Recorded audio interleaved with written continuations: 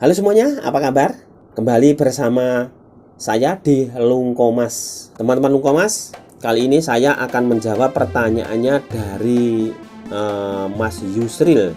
Mas Yusril kayaknya dari Makassar, yaitu produsen minuman milk jelly.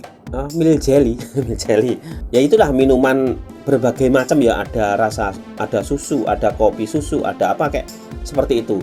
Seperti ini. Cung. Nih. Dish. Nah, minuman seperti ini ya, Mas Yusril ini bertanya, "Bang, bagaimana caranya mengurus izin seperti ini?" Jadi minuman seperti ini ya, biarpun itu skala rumahan, kalau sudah memerlukan pendingin, sudah masuk di pendingin, itu izinnya ya harus MD. Tapi kalau apalagi mengandung susu ya, kalau izinnya PIRT itu yang kering-keringan. Misalnya gini, untuk produk yang bisa izin PIRT ya itu seperti abon. Pokoknya yang kering-keringan ya, ikan dari abon ikan, ayam, terus olahan ikan, pokoknya yang kering-keringan, kerupuk ikan, usus goreng, kopi, pokoknya yang kering-kering ya, yang kering-kering semuanya itu yang kering-keringan itu bisa menggunakan PIRT. Dan kalau sudah memerlukan pembekuan itu harus MD. Dan perlu diketahui untuk izin PIRT ini, SPIRT ini, surat penyuluhan, sertifikat penyuluhan ya, SP itu yang mengeluarkan adalah pemerintahan Kodia, kabupaten, kota, seperti itu ya. Tapi kalau MD, izin BPOM MD itu makanan dalam negeri, itu adalah provinsi nasional dari pusat Jakarta yang mengeluarkan. Nah, kalau ini prosesnya agak panjang, kalau PIRT nggak panjang karena yang mengeluarkan dari kabupaten dan bisa diurus secepatnya. Apalagi sekarang ini mudah, mengurus apapun mudah. Jadi bisa.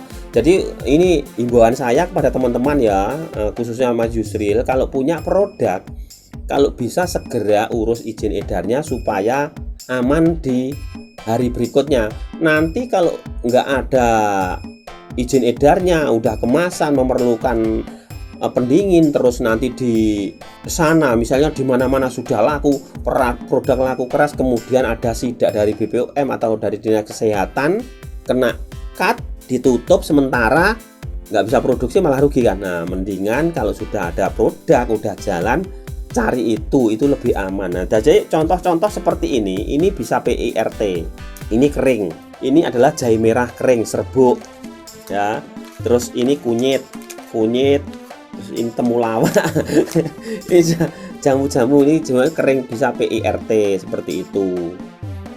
Terus kopi bubuk itu. Nah, dan jangan lupa kalian misalnya punya produk, jangan memakai izinnya orang, misalnya nomornya orang.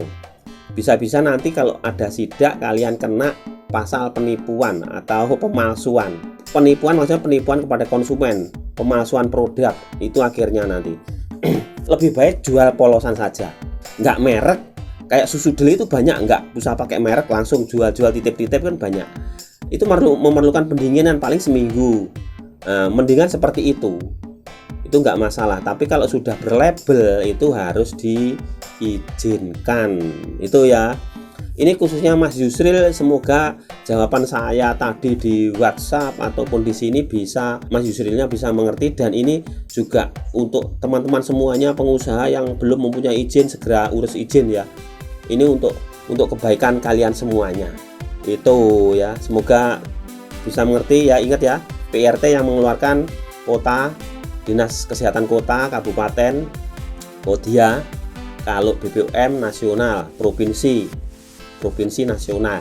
Jadi jangan salah, untuk pengurusan BPOM ini lebih rumit daripada PIRT. Kalau biarpun industri rumahan, kalau olahan itu dari daging, misalnya seperti Lungkomas, ini ya harus MD karena produknya dari daging dan dikemas memerlukan penyimpanan di pembekuan. Nah, misalnya susu kedelai berlabel dikemas memerlukan pendingin, ya harus ada izinnya. Kalau sudah perusahaan besar ya MD. Kalau untuk skala industri rumahan UMKM ya minimal PIRT bisa. Apalagi tidak mengandung yang dari susu telur. Kalau mengandung dari itu, jangka panjangnya misalnya sampai seminggu ya polosan saja, nggak usah dikasih label. Ingat ya, jadi label khusus seperti itu nanti di perizinan sana udah lengkap. Misalnya merek minuman kopi susu merek Alan Kribo misalnya, nanti di sana juga labelnya begini, izinnya sampai ini, hidupnya izin sampai tahun ini, itu ada lengkap. Model labelnya seperti ini itu lengkap. Jadi nggak bisa misalnya kopi susu kedelai misalnya 008 dicek ternyata aslinya di sana bukan kopi susu delay tapi susu serbuk. Nah ini yang bermasalah nanti, itu nggak bisa ya. Jadi mengenai satu produk ya satu izin.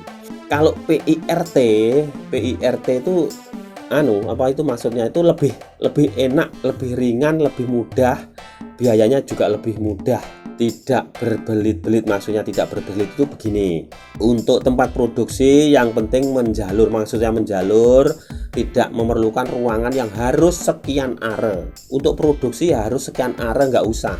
Jadi disesuaikan, jadi ditanyakan modalnya berapa. Ya itulah pokoknya, kalau kalian mau mengurus PIRT datang atau kunjungi dinas kesehatan di wilayah kalian produksi. Misalnya di kota Samarinda. Nah, ya berarti di kota Samarinda itu mencari kantor dinas kesehatan wilayah itu.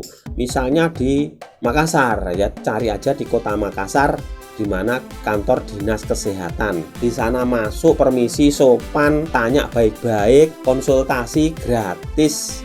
Ya, jadi dimanapun kalian bertanya sekali sopan, pasti pegawainya juga sopan, ya. Jadi kalau tanya baik-baik ya saya jawab baik-baik. Oke, semoga bermanfaat informasi untuk kalian semua. Assalamualaikum warahmatullahi wabarakatuh.